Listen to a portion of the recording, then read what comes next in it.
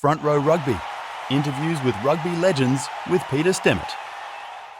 Today, you are going to get a front row seat to the amazing Springbok career of 2004 Tri-Nations champion Marius Joubert. Marius, welcome to Front Row Rugby. Hey Pete, and thank you for the invitation to your channel. It's my pleasure. Now, just before we begin our conversation, let's take a look at today's trivia question. In 1992, South Africa returned to international rugby. Who wore the number 13 jersey in the first test back against New Zealand? Now, if you know the answer to the question, you can put it in the comment section down below. And we'll also find out if Marius knows the answer. I'm pretty sure he will, but we'll do that at the end of our conversation. Marius, I'd like to begin in 2001. Talk to me about how you were feeling when you made your Springbok test debut against the All Blacks. I think my rise to Springbok selection was quite interesting. I started at playing at Wellington, which was the club local here in the Boland, and then made it to the Boland side at a very young age. And I can remember that, without any Stormer rugby or provincial rugby. Well, I played in the Currie Cup for Boland at a very young age, but I managed to break through, and the selection for the Springboks were very unexpected. Even though I was playing good rugby at Boland, I played for the S21s and S23s, so I had a bit of experience at that level. But obviously a total different story being selected for the box, under Harry Viljoen. I remember clearly I was still at my girlfriend's house, and now my wife, I got a call from Bobby Skinstad, and I thought he was making a joke, telling me that you've been selected for the 2001 team and you're going to play against the All Blacks. So, it was quite an emotional one, quite unexpected, the rise to Springbok selection. But very grateful and very emotional, and it was a special day, even though I got injured. We'll talk about the injury in a moment, but Marius, some people say that it's better to make your Springbok debut against a team that is less formidable, like a Scotland or an Italy, compared to New Zealand. What's your opinion? I think it will help, definitely. I've got thrown in the straight starting lineup, 13 outside Robbie Fleck, with senior guys like Andre Venter, Joost van der Westhuizen, Mark Andrews, legends that I looked up to. Myself and Joe van Niekerk made the squad at that stage, and we were sitting in the front of the bus, like trying to keep quiet, etc. All the senior guys in the back of the bus in those days. So it was quite a surreal experience, but I think even though if I could have started off the bench maybe like Joe did and worked himself in, but I was very happy with the selection, and I was confident in playing good rugby at that stage. So I was even though I was just 21 years old, which was quite young at that stage, and without any Stormer experience or Super Rugby experience, it was a tough day at the office, and guys like John Alomo and Ron Cribb and legends of the game, and but it's still a great experience, and it would have been easier if I maybe made a debut against your lesser unions or countries, but it was still a memorable one. As you mentioned, you picked up an injury in that match. How disappointing was that for you? I remember clearly I dropped the first ball I received from Robbie Fleck, and we used to joke like Robbie Fleck used to dummy quite a bit, so I didn't expect him to pass. I expected the dummy, and then he actually passed the first ball, so I managed to drop that. But then I got into the game quite nicely, and I made a few good hits and a few good runs.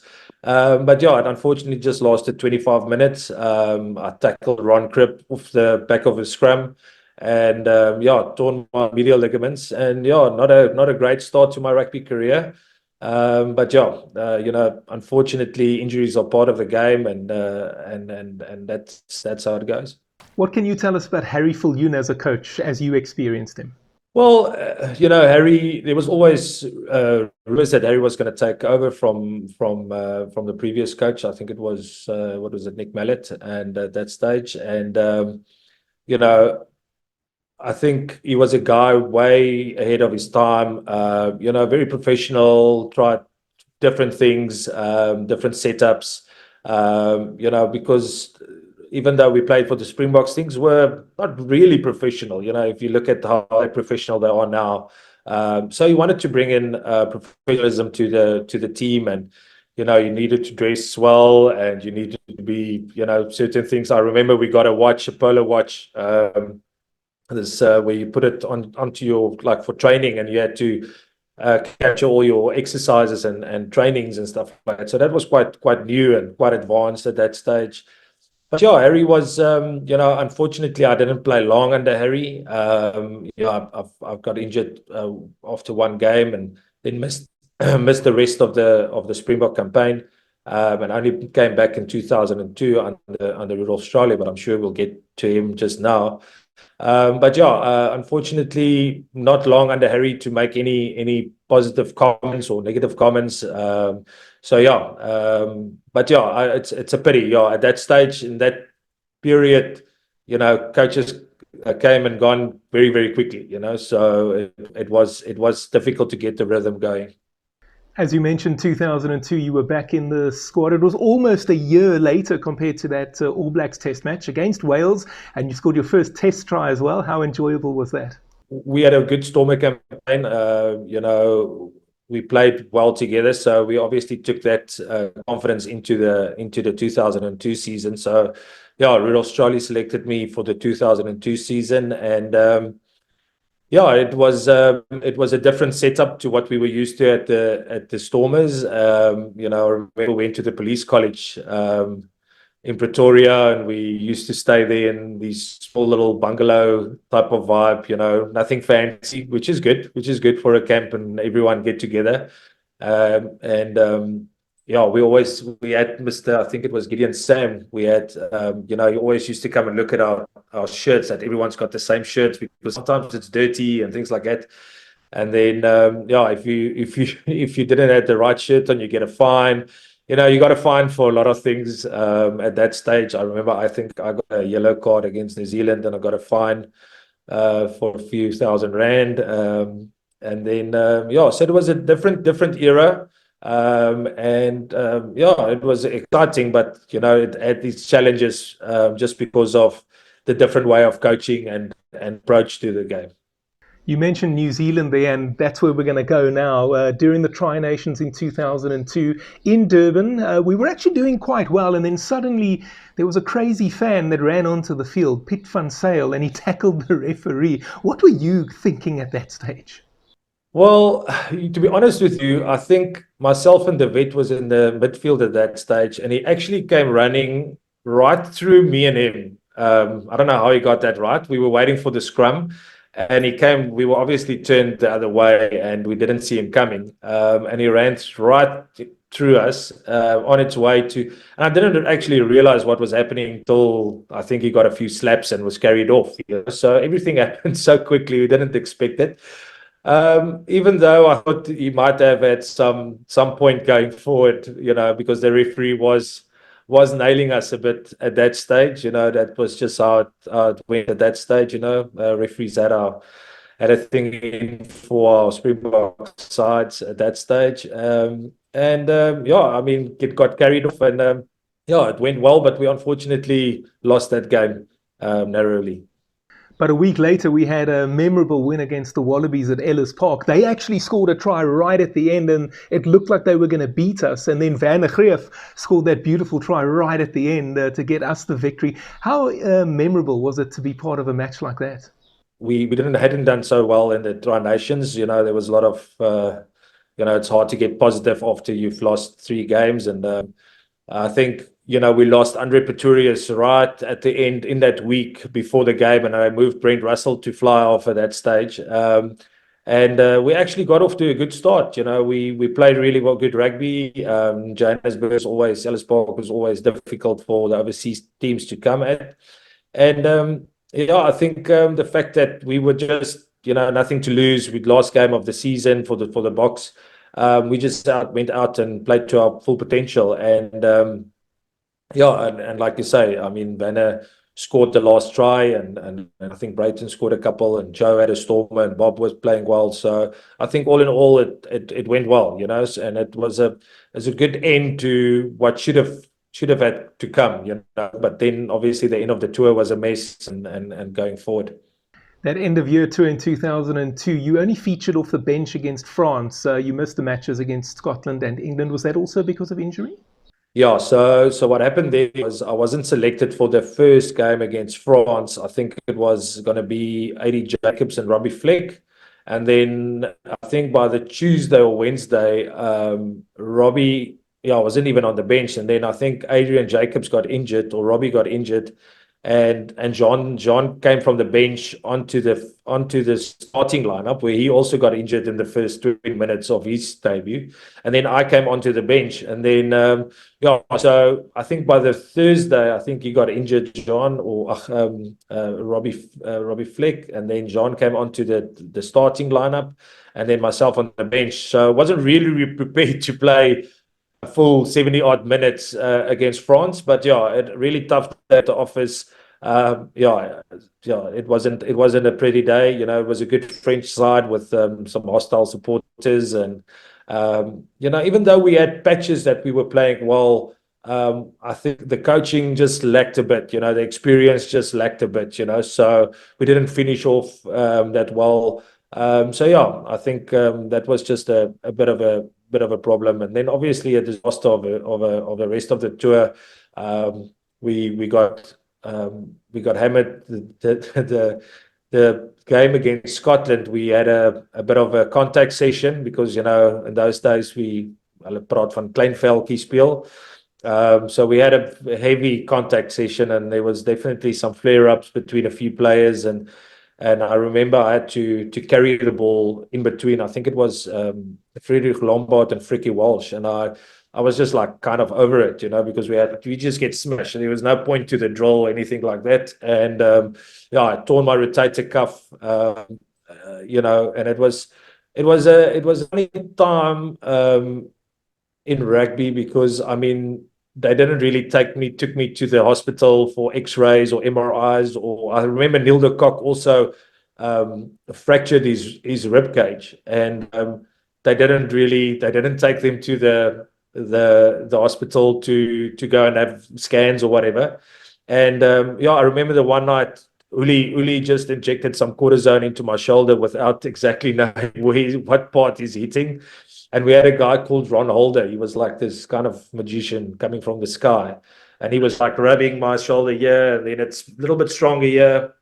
But eventually Rudolf took me through my paces, trying to clear me for the England game, because I was out for the Scotland game.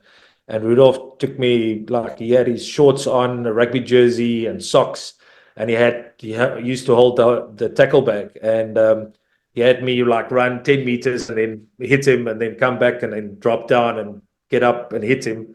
And then eventually after the third one, I couldn't, my shoulder was gone. And eventually he said, no, we're flying back. Myself and Neil de Kock were flying back, and got the scans done here, and obviously MRI and a total reconstruction of my shoulder. So different times. But nonetheless, we did got a high on that tour, and it wasn't pretty for South African rugby at that stage. Probably a good one to miss as well, Marius. But then the following year, you did play against Australia and Argentina. Australia, obviously, in the Tri-Nations, and then it was again the shoulder injury that kept you out of the Rugby World Cup. Was it the same shoulder?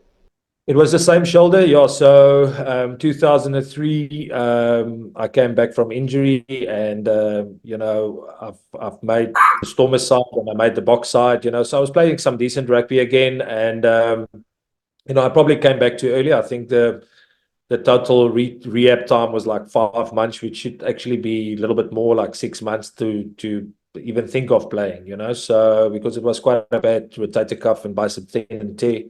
And my mobility in my shoulder wasn't what it had to be. And I remember it was actually a nice try from, I think it was Victor or someone, where he had like a long run around. But I make the tackle on Wendell Saylor as he kicked the ball, and he just fell on my shoulder with his big ass. And yeah, so the mobility wasn't there, and I just tore my shoulder again, and that was me. And I think yeah, what led after that was actually good that I got injured because it wasn't a great period for South African rugby with the whole Staldraad saga and all that. And you missed out on, maybe you dodged a bit of a bullet there, actually. And from what Corne Krige has told me, I think literally you dodged a bullet. Marius, you told us a little bit earlier about Harry Viljoen as a coach. What can you tell us about Rudolf? Well, Rudolf was an interesting character. You know, it was difficult to get along with him. You know, I don't know if it was just because we were young at that stage. Maybe the senior guys got on with him better. But I remember clearly we played against Wales, where I scored my that first try, running off, I think it was Bola Conradi, and some guys didn't have such a good game, you know. And I remember rooming with Andre Snyman, and you know, I think I woke up at like 4 o'clock in the morning, and he was packing his bags, and I said, "But what are you doing? You know, this is now after the first test." And I said, "What are you doing?" And he says, "No, I've been dropped for the following game. I'm going home." And I said, like, that's strange. And well, at breakfast time, we were all sitting at breakfast time, and then I think it was Brayton, Victor, Andre Snyman, I think there was one or two other guys, senior guys in the side that he basically dropped. So he basically wanted to make a point where, you know, nobody is safe in this side. You know, so it was like a kind of a little threat, you know, even though we've won comfortably, I think it wasn't necessary for them to be dropped, you know. So yeah, not so many fond memories of old Rudolfie. But yeah, I guess we had to go through it to get better as we progressed in Springbok rugby. And then the following year, Jake White came in, and it was a rejuvenated Springbok team. And you formed a very effective centre combination with Devet Barry. And I know that the two of you had played together in previous years, also for the Stormers in Western Province. But what is it, in your view, that made the two of you so special? I think the fact that we did play together at Stormers, you know, the fact that we took that confidence right through. We actually had a very good season. That year, I think we ended up playing in the semi-finals. So majority of the squad was kind of Stormer guys, you know. But you know, also a Paul Jim boy, you know, working, disciplined, you know, no nonsense. He doesn't take any nonsense. Old vet, and yeah, I identified his attributes. You know, he was a hard runner and he had a good offload. So I just made sure that whenever he goes, I need to be close to him. And I think, you know, those type of things made us a good partnership, you know, because he ran hard, he broke tackles and things like that. So, yeah, and then obviously defensively, we worked well as a unit. And yeah, like the fact that we played together so much, I think, and I think we held the record till I think Jean and Jacques took it over. And then I don't know if there's another, maybe Lucania Arm and Damien or someone that took that over, or Jesse. But yeah, I think the fact that the more you play together, it doesn't matter who you are, at what position, 9, 10, 11, 15, 14, more you play together, the better you will become. And that year in the Tri-Nations, we actually did quite well. Even though we lost both our matches overseas, they were narrow defeats. And right up until the end, we were still very much in those matches. Coming home, obviously, we were still in the competition and had a chance to win it. What was the belief like in the Springbok camp at that stage? Yeah, I think the fact that we pushed the All Blacks to the last minute with the Dougie Howlett try and really put them under pressure. We really played well and scored some nice tries. And against Australia, you know, we took out a lot of confidence out of those two games. We managed to accumulate 2 bonus points from each. So it was basically, the ball was in our court, you know, playing at home, you know, at Ellis Park and at Durban.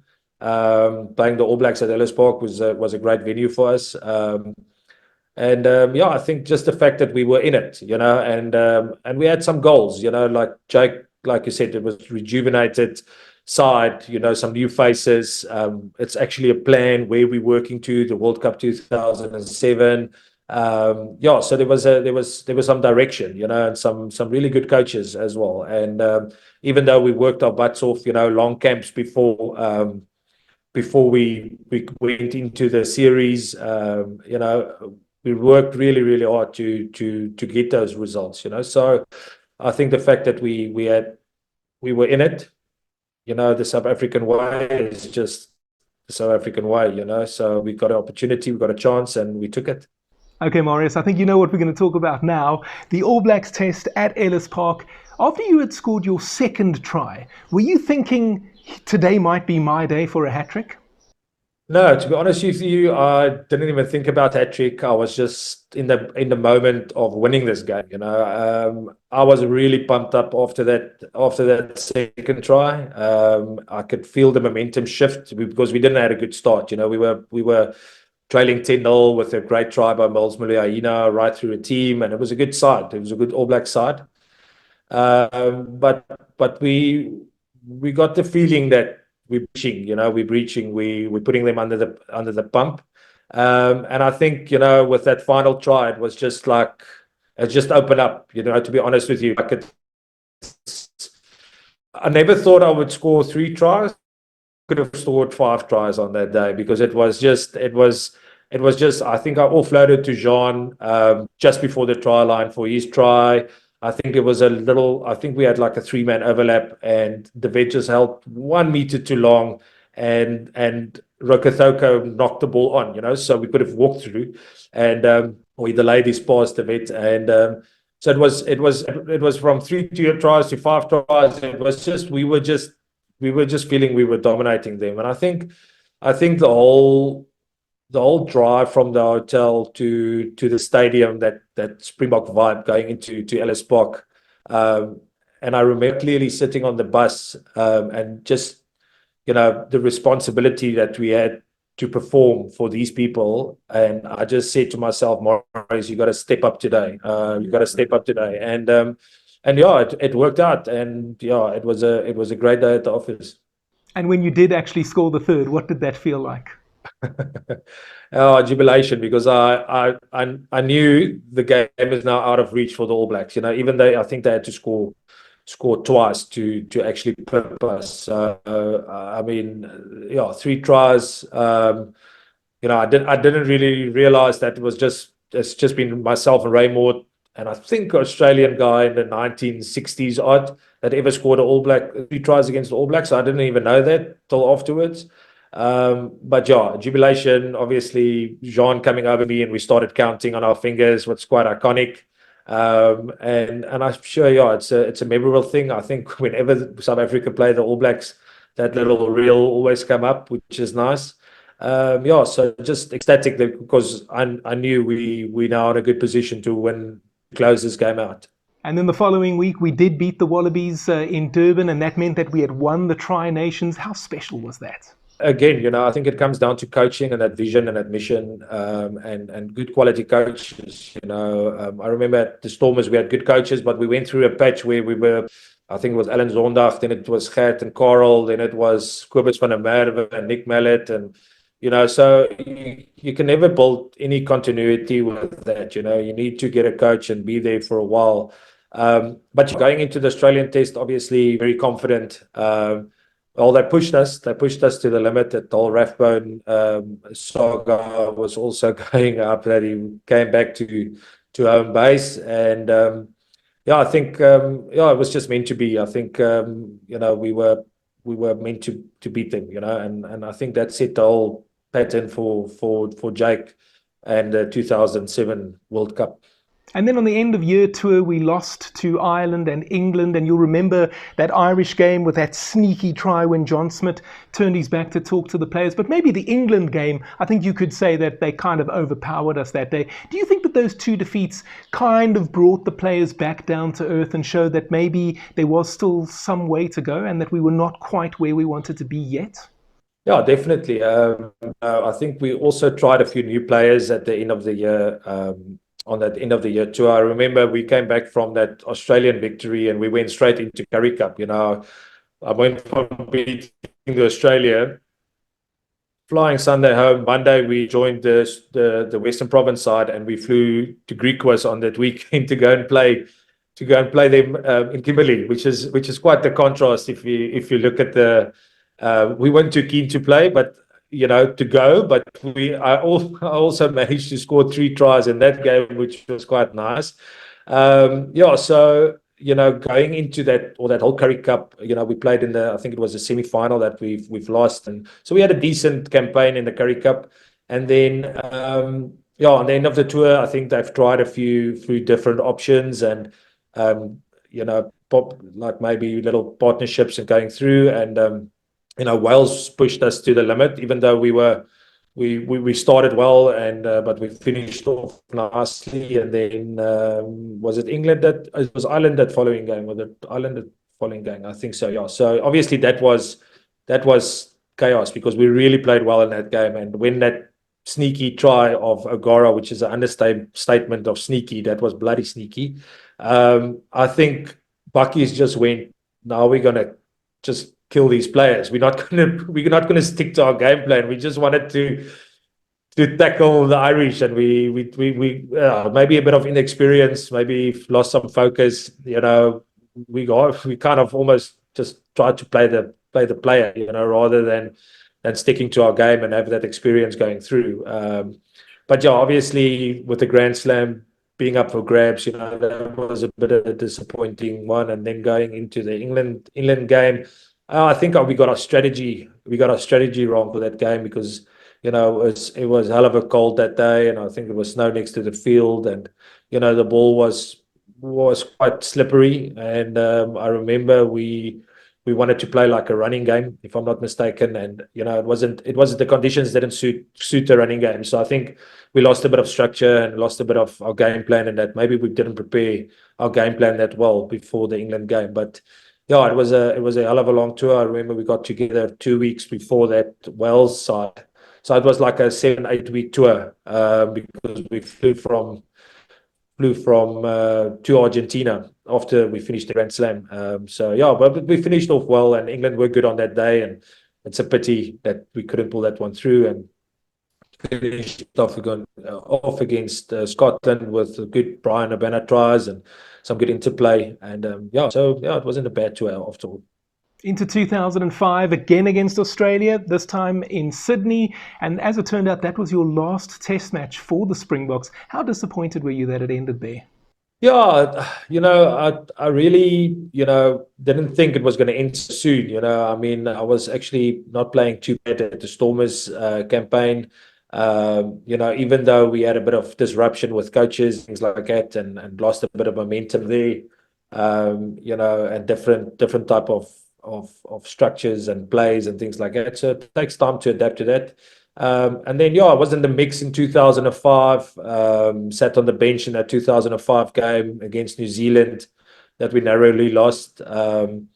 And then obviously Australia was just a mess. That first, I think it was a Freedom Cup or Mandela Challenge or something like that.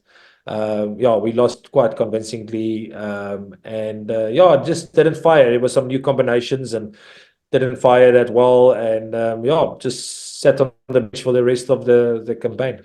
It also meant that because of injuries, you missed out on the 2003 as well as 2007 Rugby World Cups. How much of a regret is that for you? 2003 not so much, because I don't think you put a World Cup on a pedestal like that's going to be an amazing journey and things like that. I don't think South Africa were ready at that stage for it. I don't think we had the right personnel for that 2003 campaign. There was some inner politics and things that just didn't went the right way. We were never going to do well on that tour. But then 2007, I was quite disappointed. My dad phoned me and he said, "Did you read the burger at the back of the burger?" And I was like, "No, what's going on? I don't really read the papers." And I went to buy the paper, and it said "WP klaar met Joubert," and I was still in negotiations with Province. And so it was to find out that happened was quite a little bit of a sting, even though everything what we contributed to the Stormers campaigns at that stage. But I mean, it was Squibus, and he was a young, and you know, he had some new ideas, and even though we were still busy negotiating, I had to find out on the papers that's my way forward. So I went for newer pastures, and obviously played for the Cheetahs, and had a great 2007 Currie Cup there, and I really enjoyed my time in Bloemfontein. And I thought I could be selected out of the 2007 Currie Cup campaign, or the Super Rugby campaign, basically. You know, unfortunately, we didn't do too well in the Super Rugby, but we did well in the Currie Cup, and I think I was on the short list for the World. And then when Jean de Villiers got injured, I thought might be an opportunity, when he tore his bicep, and I thought this might be an opportunity, and you know, just didn't get the selection, and I went with Wayne Julius, which been on a World Cup campaign for, hasn't really played much rugby that season. So, you know, knowing Wayne is also quality player and could definitely fill the steps of Jean, and you know, so yeah, but disappointed, but yeah, I mean, that's rugby. Okay, earlier I asked you about Harry and Rudolf. What can you tell us about Jake White as a coach? Well, Jake was, you know, obviously came through the ranks and coached at the SA under 21 levels. I missed him at the year that they beat All Blacks, but I was coached by Eugene Eloff and Eric Sols at that stage the following year. You know, so he came through the ranks and obviously been part of the 95 World Cup squad. And yeah, so I enjoyed him. You know, he had a plan, he had a vision. He backed myself and the vet and Jaco van der Westhuizen and Bola Conradi, and later on Fourie de Prier. So he wanted to let the side settle, you know, and that was all good, you know, because we could just go out and play and enjoy our rugby and do as much as we can, you know. So yeah, he was kind of a visionary. He wanted to go to the World Cup and win the World Cup. You know, personnel changed on the way. You know, guys went out of form and guys came into form. And even though we were part of the group going forward and, you know, trained on these campaigns where we used to go to Joburg or Pretoria, and we gymmed for like 4 to 5 weeks, and we just trained, you know, just to get strong. And they used to send teams that not the A group to Australia or to New Zealand. Yeah, but I enjoyed him. Jake is an enjoyable character. He's quite strict and yeah, you kind of probably need that. But he had a vision, and that's important. He had a game plan, and he enjoyed the way the Australians used to play, and we had all kind of cut moves and things like that. And yeah, it paid off. So who was your toughest opponent? If I look at my toughest opponent, you probably look at Tana Umaga. He's quite a toughie. Brian O'Driscoll, Sterling Mortlock. I think that's my 3 favorite players that I've played against. And then if you look at France, where I also spent quite a bit of time, you know, you had a guy like Zozio, Yannick Zozio, was also a quality rugby player. So I would say those are my toughest opponents. And when you look around today, is there a current player that you admire? Current player that I admire at the moment, you know, I admire Ibn Itzebet for longevity that he's playing. You know, that looks like that he's playing all the time. You know, obviously the training regimes are much different than back in the day. You know, I always used to say we train to play well on the weekend and because I say ons gaan speel soos wat ons oefen. So we used to train quite hard in the week, and then on Saturdays we didn't have any legs left. You know, like the trajectory must be going up. So they obviously got a bit of a different regime now, and look after the players a little bit better. So even it's a bit for his work rate and for the quality player that he is. I think he's quite a gem.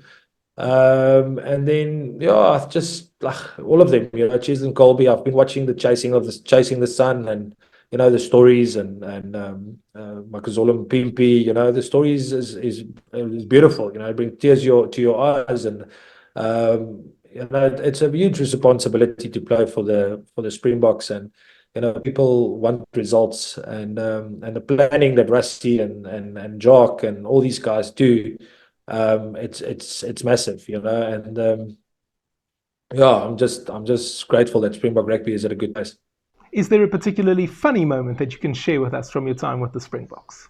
I can share probably it's basically off the field story, and then there was maybe a little bit on the field story. I think Rassie, my 2007 year was quite interesting. Rassie was the coach at the Super Rugby at that stage, and we had Helgaard Miller, our manager, and so Rassie was busy working on his lights with the electrician on the top of the roof. He was busy sorting out the lights and make sure that works, and he just came from the traffic department. He organized a little traffic jam because the Bulls had to come in, so he organized a little traffic jam for the Saturday. So as the Bulls drove in, Rassie organized a little traffic jam so that the Bulls had to get out a kilometer from the stadium, because normally the bus will drive right to the front of the stadium, and then they just get off into the change rooms. And so the Bulls boys had to get off and walk that kilometer, which wasn't great for them. And we had our captain's run on that Friday, and that was now organized for the Saturday. So Rassie, Helgaard Miller, he used to what do you call it, huckle, stutter quite a bit, and he said, and it's probably better to put it on Afrikaans, and he went like, manne, môre kom ons 12 uur by mekaar by die hotel en julle moet almal julle sweetpakke aantrek. En ons draai om en hy sê moet ons al 6 sweetpakke aantrek. En die manne bars lekker uit van die lag en so. Ja, en ons het lekker, manne was lekker stout gewees, en ek onthou ons het een keer we were in Australia, and Helen Milson was our lovely lady, was our fisher, and we grabbed a possum next to the road. We were walking back from, I think we went to the local shop there, and at night time, and we walked back and we picked up this possum, and we went to Helen's room, and we knocked on the door, and as she opened the door, we pushed the possum. I mean, that thing is huge, and we pushed the possum into the door and closed it again, and we just heard some screams and in the room, and eventually had to remove the possum, which was quite funny. And what are you up to these days? I'm involved in a container business. We do some selling of containers, renting them out, and conversions, and then I've got a industrial surface protection and control business. So we in that space at the moment. Okay, Marius, let's finish off again by looking at that trivia question. In 1992, South Africa returned to international rugby. Who wore the number 13 jersey in the first test back against New Zealand? All right, I'm pretty sure you know the answer to this one, Marius. Danie Gerber. Danie Gerber, indeed. And I take it he was a hero of yours growing up. Yeah, he was definitely a hero of me growing up, and we still have contact, and we kind of chat now and then. But yeah, quality guy, quality player back in the day. Marius, let me say it was lovely having you on Front Row Rugby today, an absolute pleasure, and I really hope that we can have you on again in the future. Thanks, Peter. Thanks for having me. Thank you so much for watching. If you enjoyed that video, why not tackle the like button? You can also subscribe and hit the notification bell so you don't miss any content from Front Row Rugby. See you next time. Front Row Rugby. Interviews with rugby legends with Peter Stemmet.